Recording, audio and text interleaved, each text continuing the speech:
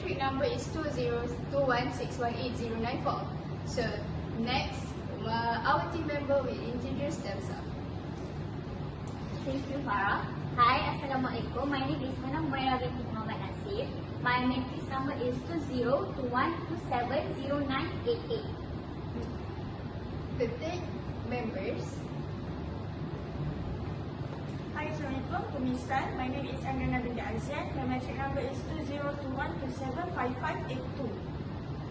The fourth members.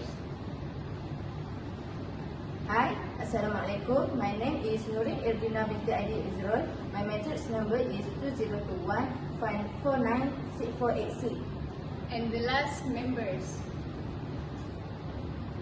Hi, my name is HANAH binti. My matric number is 2021259974. We are from Group 1. Thank you.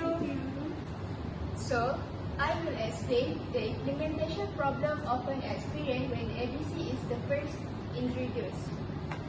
For the first main point is lack of understanding.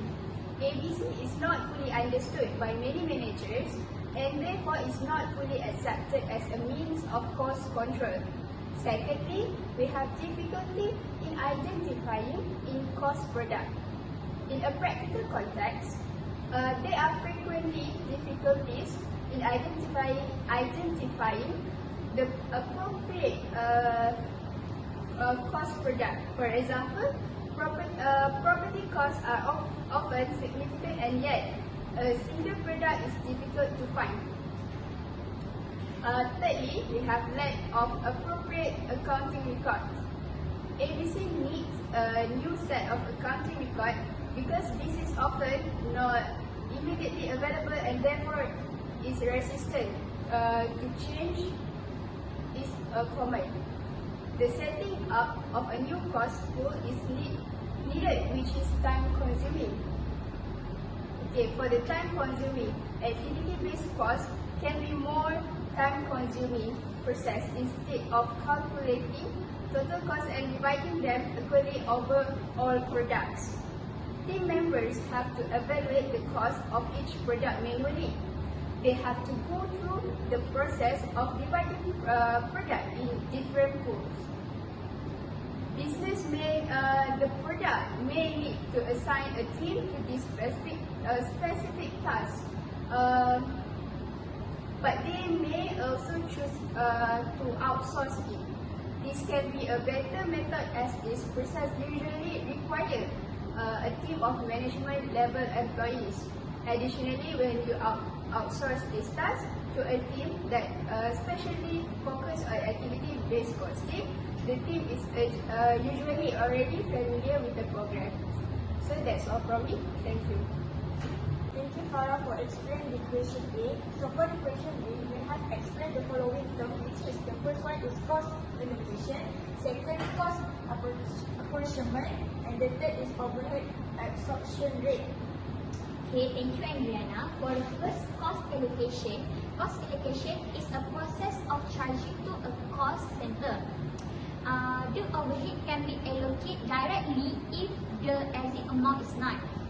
Second, cost apportionment.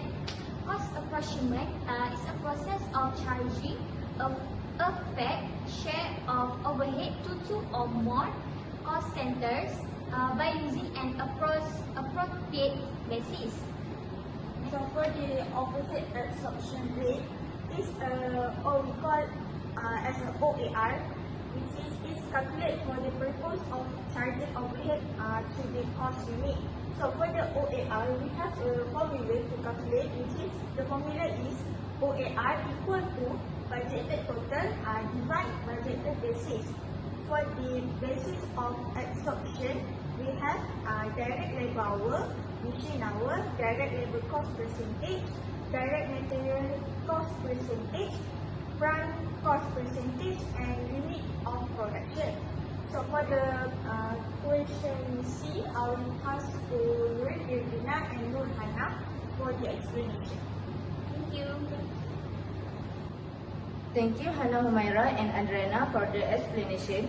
I will continue this presentation at question C.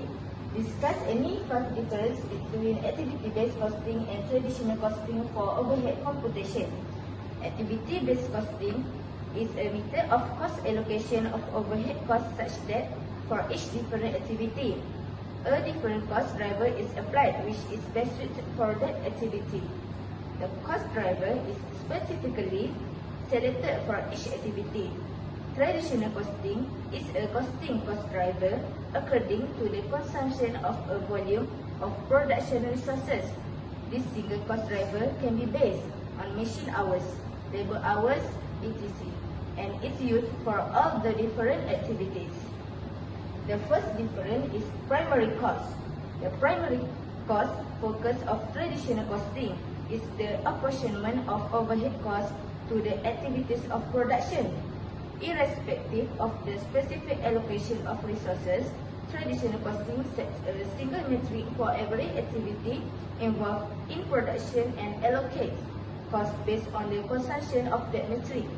Although activity-based costing is also used for cost allocation, but it adopts a different approach. Under activity-based costing, appropriate cost drivers are determined for every different activity and cost is then allocated according to the cost drivers. The second difference is application. Traditional costing method is easy to implement as a single cost driver is set for all activities and overheads are simply divided into fixed and variable overheads. Activity-based costing is difficult to implement because it involves choosing a suitable basis of absorption and absorbing overheads on that same basis is a complicated and time-consuming exercise. Additionally, in some cases, it becomes difficult to determine a proper basis for the allocation of an activity. I will pass to HANA. Thank you, Irdina, for the explanation. So I will continue to talk about scope, management use, and effectiveness of operation. For the scope, as we know, traditional costing can only be used for the absorption of manufacturing overhead, but activity-based costing can effectively be used to allocate manufacturing as well as non-manufacturing overhead like selling and administration. This is because activity-based costing considers the actual center of cost for the period cost and then allocate it. Next, I will talk about management use.